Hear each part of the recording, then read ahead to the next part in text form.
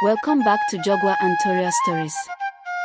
I hated my stepmother, not in the playful way a child sometimes rebels, but in the deep and burning way that grows when silence and misunderstanding are allowed to take root, and for years I believed she was the reason my life felt like a storm without shelter, because she came into our home after my mother died and her presence seemed like an intrusion on a wound that had not yet healed, and though she tried to smile at me and call me her daughter, I only saw her as an enemy who had stolen the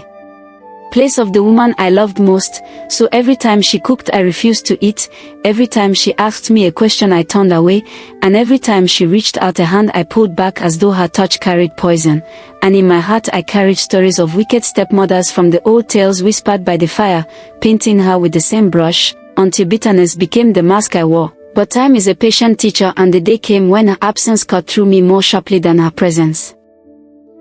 ever did, for she fell ill and passed away, leaving me with nothing but memories of anger, and the house that once echoed with her soft footsteps now felt unbearably hollow, as though it held its breath waiting for forgiveness that never came. And I thought myself free of her shadow until I found the small wooden chest hidden beneath the bed she once slept in, tied shut with a faded cloth, and inside were letters, dozens of them, bound together with twine, their paper worn soft from handling.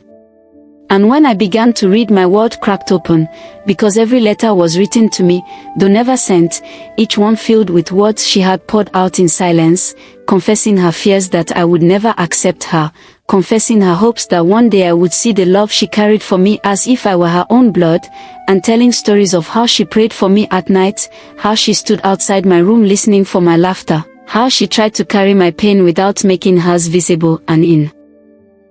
those words I saw not the witch of my imagination but a woman who had entered a broken family with courage, who had taken on a child wrapped in grief and barbed with anger, and though she never succeeded in breaking through my walls, she never stopped trying, and I cried like I had not cried since the day my mother was buried, because I realized I had spent years sharpening my hatred against the very person who tried hardest to shield me, and all her silent sacrifices, the meals she made even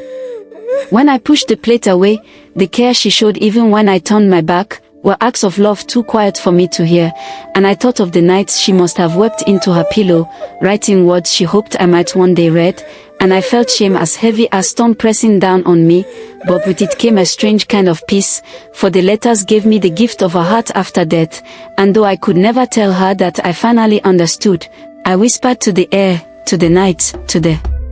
walls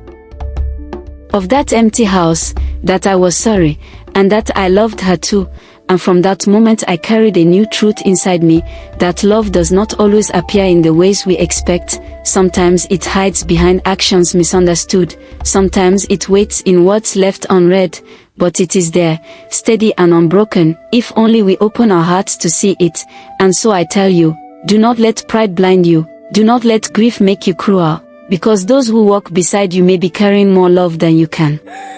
imagine, and if you wait too long to see it, you may find only silence where once there was a chance for healing. And the moral of this story is that love is not always loud, it is often quiet, and those who truly love us are sometimes the ones we least understand until the truth is revealed. Thank you for watching. Kindly subscribe, like, share, and comment.